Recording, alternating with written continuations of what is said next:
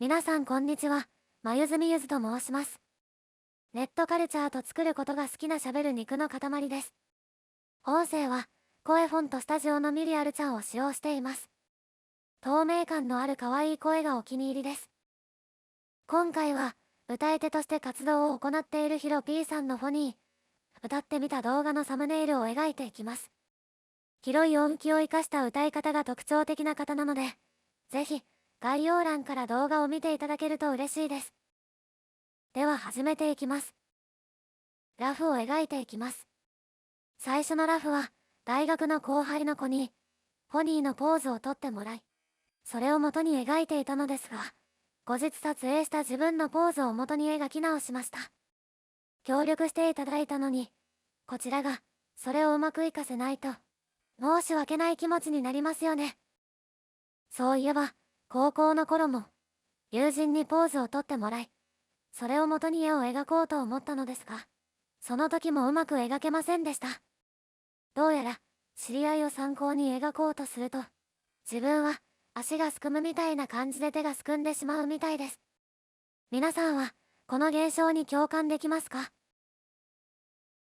今回描いているヒロ P さんは男性なのですが、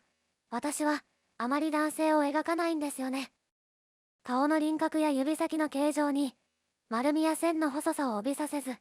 形状にゴツゴツ感を帯びさせることで男性らしいシルエットを表現してみました。念のためスイッチの視聴者にこの線画は男性に見えるか女性に見えるか確認したら、男性に見えると返答されたのでこのまま進めていきました。狐のお面のデザインについて、ヒロ P さんから自分の歌い方みたいに生意気でいたずらっぽい感じでお願いしますとご要望をいただいたので、いたずらが好きそうなニヤッとした表情にしてみました。この狐面のデザイン、正面から見たら口が片方に偏っていますよね。さらにおしゃれな模様を描きたいと思ったので、うねうねした柄を取り入れたり、アイラインや口周りにアクセントカラーを追加してみました。かっこよくないですか？服装も生意気というイメージと、若い世代に人気な歌い手という活動種類から、若くてお調子者という雰囲気を出すためにパーカーにしてみました。暗い背景から目立つために赤いパーカーにしましたが、本家のフォニーは淡い色使いなので全体的にサイドを抑えました。しかしどう見てもカラフルですね。どうやら派手な色を使いたいという欲望に逆らうことはできないみたいです。最後に頭に火起こし、狐面の耳にピアスを添えてラフ確認に入ります。ラフで OK をいただいたので線画を描いていきます。このイラストを描いていた頃、描き方の参考に望月圭さんと楽光さんのイラストメイキング動画を見ていたんですよね。プロの方のメイキング動画を見たら描くモチベーションが上がりませんか？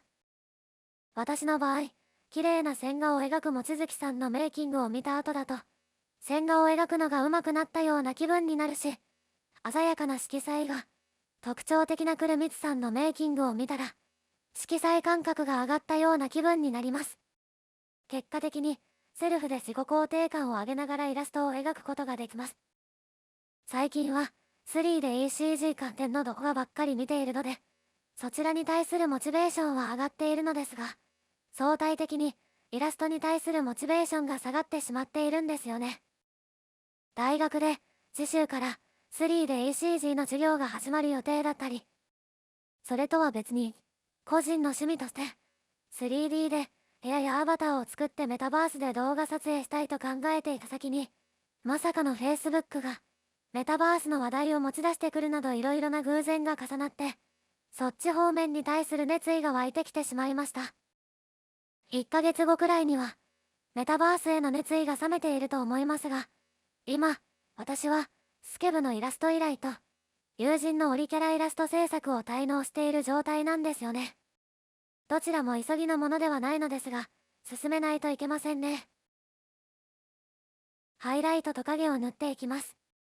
私がハイライトと影に使う色はめっちゃ彩度が高いです。いつも彩度 100%、明度 100% で塗っています。数年前、描く際よく調べていたイラスト参考サイト1アップで鉄肌がわからない人必見表現幅が広がる津田幅の選び方というページで津田8に彩度の高い色を使っていたんですよね。そちらを参考に色を塗っていたのですが、何度もイラストを描くうちにそのサイト以上に彩度が高い色を使うようになりました。ハイライトや影色のみならず、私は彩度の高い色で塗るのが好きですが、同じように彩度の高いキャラが登場するルビー、KDA、スパイダーバース、ブリッジテックス。最近ネットフリックスで配信開始されたアーケインという作品も好きです。今挙げた作品は全て海外の作品ですが、その影響もあり、私のイラストは海外的だとよく言われます。そういえば、KDA とアーケインは、同じリーグオブレジェンドというゲームが原作なんですよね。名前だけは知っているゲームですが、内容をよく知らないので、プレイ動画を見て内容を把握しようとしたら、何をしているのかよくわからないゲームだということが分かりました。参考にさせていただいたゲーム実況者の中井戸さん曰く、敵を倒しながら、相手の拠点を破壊するゲームらしく、日本でいうスプラトゥーンやコンパスみたいなシステム、なのかな、と感じました。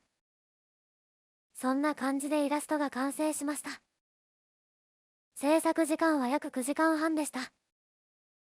本イラストがサムネイルに使用されている動画は、キロ P さんのチャンネルに公開されています。歌ってみたの後に、